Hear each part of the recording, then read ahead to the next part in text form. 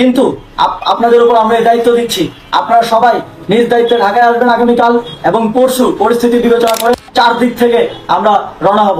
আমরা খুব আতঙ্কের সাথে লক্ষ্য করছি যে ছাত্রলীগ, যুবলীগ এবং আওয়ামী লীগের গুন্ডারা। আওয়ামী লীগ কিন্তু মরে যায়নি। আওয়ামী লীগ এই দেশকে, বাংলাদেশকে স্বাধীন করেছে। আওয়ামী লীগকে শেষ করা সম্ভব না।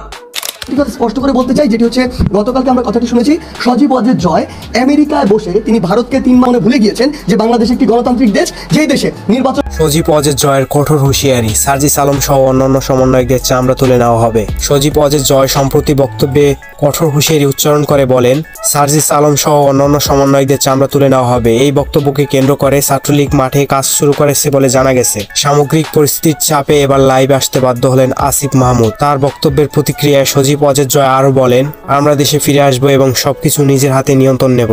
বর্তমানে পরিস্থিতি উত্তপ্ত হয়ে উঠেছে। রাজনৈতিক বিশ্লেষকদের মতে সজীব ওয়াজেদ জয়ের এই কঠোর হুঁশিয়ারি নতুন মাত্রা যোগ করবে দেশের রাজনৈতিক অঙ্গনে।